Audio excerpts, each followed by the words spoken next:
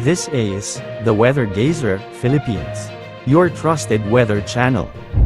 Magandang araw Pilipinas, narito na ang pinakahuling update sa magiging lagay ng ating panahon ngayong araw. Sa kasalukuyan ay southwest monsoon ang weather system na nakakaapekto ngayon sa ating kapuluan at magdadala ito ng maulap na kalangitan na may mga kalat-kalat na pagulan at thunderstorms sa Western Visayas, Negros Island region, sa may Zamboanga Peninsula, sa may Bay ARMM, Zambales, kasama ng Bataan, Cavite, Occidental Mindoro, sa may Romblon at Palawan. Ang mga lugar na ito ay pinag-iingat natin sa banta ng mga biglaang pagbaha at pagguho ng lupa kung may mga umiiral ng katamtaman at minsan ay malalakas na pag-ulan.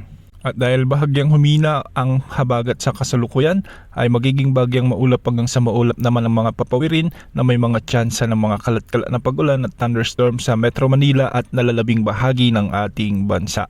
Thunderstorms ang inaasahan sa malaking bahagi ng Luzon ngayon at makikita natin sa ating satellite animations na may mga kalat-kalat na pagulan, dulot ito ng mga thunderstorms. Hindi rin inaalis ang banta ng mga biglaang pagbaha o pagguho ng lupa, lalo na kung may mga umiiral na severe thunderstorms. Samantala, wala namang nakataas na gale warning sa anumang baybaying sakop ng ating bansa at ang mga pag-alon sa extreme northern Luzon ay posibleng umabot hanggang 1.8 meters.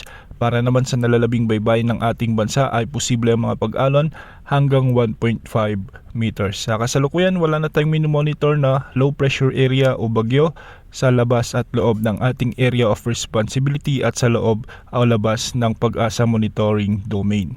Ngunit sa mga susunod na araw ay posibleng magkaroon ng sirkulasyon ang mga cloud cluster sa silangan ng Mindanao at posible itong mabuo bilang bagyo. Ayon sa pinapakita ng mga global wind models ay posibleng mabuo ito sa silangan ng Visayas at unti-unti itong kikilos ng hilagang kanluran. Sa ngayon ay mababa pa ang tsansa nitong lumapit o maglandfall sa anumang bahagi ng ating bansa, ngunit asahan na palalakasin ng bagyong ito ang habagat o southwest monsoon na magsisimula na sa araw ng Miyerkules hanggang sa mga susunod na araw. Pinapayuhan natin ang ating mga kababayan sa western sections ng Luzon, Visayas at ilang bahagi ng Mindanao sa posibleng maging epekto ng malakas o enhanced habagat sa darating na susunod na linggo. Laging mantabay sa ating channel para sa mga susunod na update ukol sa potensyal na sama ng panahon na ito. Yan ang lagay ng ating panahon. Ito pang Weather Gazer Philippines, ang inyong pinagkakatiwalaang weather channel.